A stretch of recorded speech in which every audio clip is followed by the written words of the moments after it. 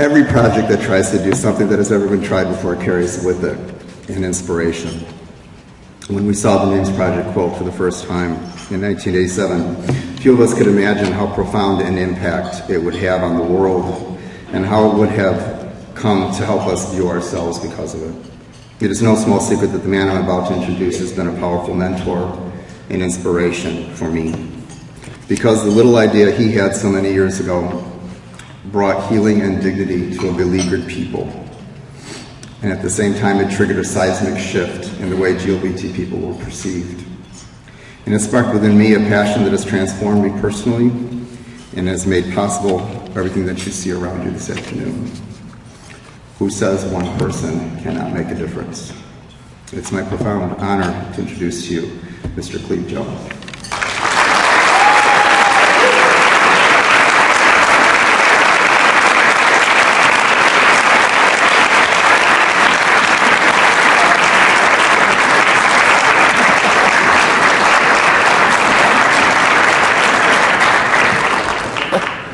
You know, y'all better write some checks so this poor man can get some sleep. He's been working so hard. I can't tell you how many text messages I've had from him in the last 72 hours. But, you know, he needn't have worried because I do anything Laurie Cannon tells me to do. And I'm sure others in the room could say that as well. I remember coming to the city as a child. My aunt and uncle lived in Crystal Lake. My uncle was a pilot for United. So I have memories of Chicago going back to childhood summers. And I remember discovering Halsted Street for the first time in the middle of a blizzard. I don't know where I was traveling to or from, but I was cold and I was lonely and I wanted a drink. And I heard there were gay bars on Halsted, but the snow was so thick I couldn't see my hand in front of my face. And then I'm walking by and this door opened and I heard this sound of Oklahoma and discovered Sidetracks, which has become my home away from home when visiting Chicago. When I was a little boy, they told me I was different. And it was very clear that the difference that they saw in me was a bad difference. And I didn't understand what it was for really a very long time. And then there was one boy who used to beat me up, and he kept calling me a homo. And I finally just turned to him and I said, "What does that mean? Why are you saying that? What does that word mean?" And he said, "You're a homosexual." I think I was maybe 11. And I went home. My father was a psychologist, and I grew up in a house full of books. And I looked it up. And that was when I began to understand. But I remember the first thing that went through my head was, is there anybody else like me? And then I remember thinking, well, if there's a name to it, there must be other people like me. But back then, and it wasn't that long ago, I'm not that old, you couldn't find it. It wasn't there. You couldn't access it. But I love to read, and I love to read history, and I love to read biographies, and I love to read fiction. And I found little clues hidden in the novels of Mary Renault. How many gay men here grew up with Mary? Yeah, thank you, Mary Renault. Mary Renault. And anytime I could find some little clue about those people who were called homosexual, that was so important to me. Later on, when I came out, I remember, I guess it was probably 1972, and somebody in our little Gay Liberation Arizona Desert consciousness raising group showed up with a black and white photograph of the charts from the Nazi death camps that showed the different insignia.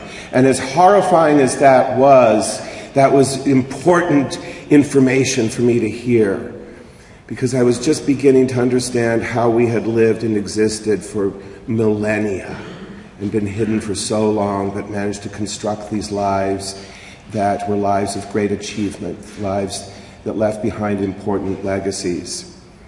I remember I roomed with a young man named Eric Garber, who's long gone now, but he, in our little apartment on Castro Street, just 2 doors up from Harvey's Camera Store, hosted some dinner parties for what became the San Francisco Gay and Lesbian Historical Society.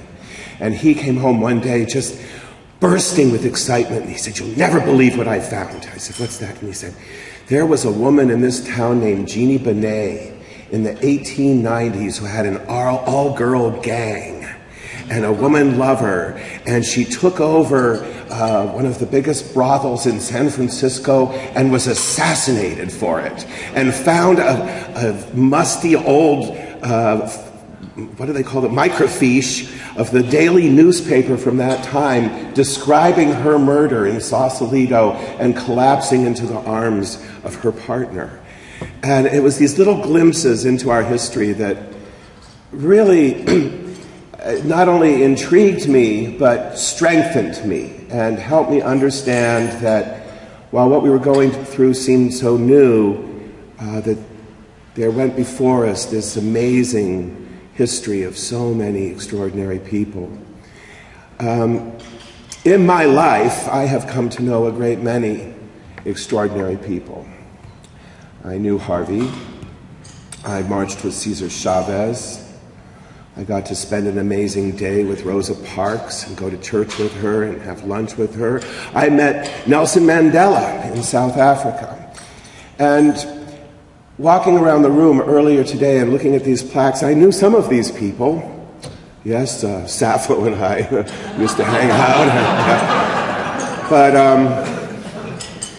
I think that whenever we contemplate the lives of extraordinary people and their great achievements, I think really the most important thing for us always to remember is that as much as we want to see them as extraordinary or legendary, in fact, they are all ordinary people. They are no different from you or me.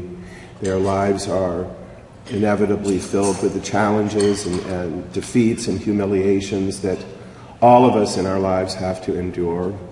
And what has made them great was a determination to see their visions through, a willingness to work hard, and I think perhaps most importantly, the ability to love other people and connect with other people.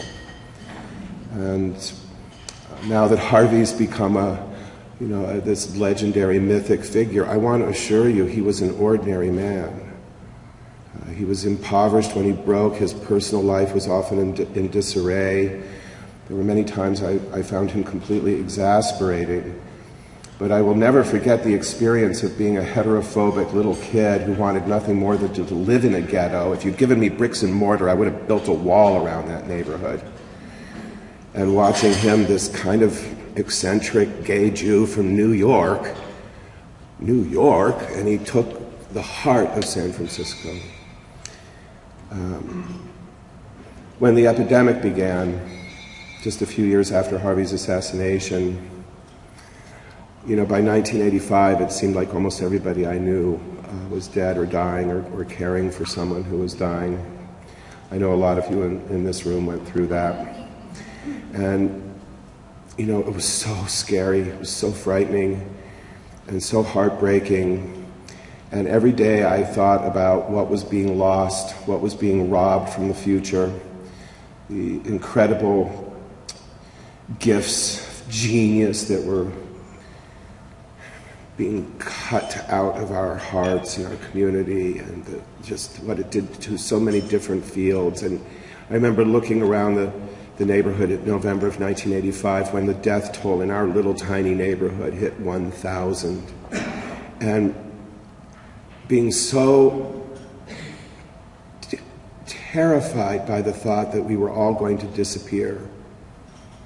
Of my circle of friends, I was the least interesting. My friends were so amazing. There is no doubt in my mind, had they lived, they would not only be taking home Emmys and Oscars, but they'd be taking home Pulitzers and Nobel Prizes. They'd serve in the Senate and the House. Of my crew, I was the least, and yet I survived. And I've always felt this horrible and at the same time wonderful responsibility to make sure that they were remembered. And that was why I had to start the quilt. And this town was one of the first to embrace that idea. And so every time I come here to this real city, unlike the village on the ocean that I live in, I'm so grateful, and I'm aware of the contributions that have been made by many of you in the room and some who cannot be here tonight. Your own legacies, the legacy that Victor is now creating here, the legacy of community building that Art and Pepe have created, the legacy of legislative achievement from Rick Garcia, the work that David Munyar is doing today for people with AIDS, TICO at the center. These are extraordinary legacies that you are going to be leaving. And, the first lesbians I ever met were Del Martin and Phyllis Lyon. Before I met Harvey, before I got to San Francisco, I met them. They changed my life forever. I still haven't quite recovered from the experience. But they told me when I was just a punk kid of 17 years old that it was, in fact, possible to change the world, and that no one was powerless, and that what we did in our lives mattered, and the choices we made and the actions that we took mattered. That was Harvey's message. That, I think, has been the message of every great revolutionary and spiritual leader throughout time. Our lives are connected. What we do with them matters. The choices we make, the decisions we make, matter. And these actions, these decisions, these choices, they go on beyond our time, beyond our own short lifespan. They do go on. I never imagined that I would live this long. I owe my life to this movement. You saved my life twice. You saved me when I was 15 and getting ready to kill myself, and I read in Life magazine of something called gay liberation, and I decided not to die, but to get through high school and get the hell out of Arizona and go to San Francisco. And you saved my life quite recently. In 1994, when I was dying of AIDS, and you stormed the NIH, confronted the pharmaceutical industry, and demanded the research and demanded access to treatment. And I got that treatment, and I'm alive. And I'm working full-time for the labor movement, for the hotel workers union, building coalitions, building structures for political power so that no generation ever again of queer children will grow up in this country or any place else in the world thinking, am I the only one? Is there anyone else who knows how I feel? And if they ever do, you can bring them to Halsted Street. And you can, I remember when they built these things, and I thought, what the hell are those? So, thank you, Victor, for giving meaning to the pylons on Halsted Street. All of you, thank you so much. Please write those checks, It matters. God love you, Victor. God love you, Lori Cannon, and your legacy of compassion and hope for people. Love you all. Thank you very much.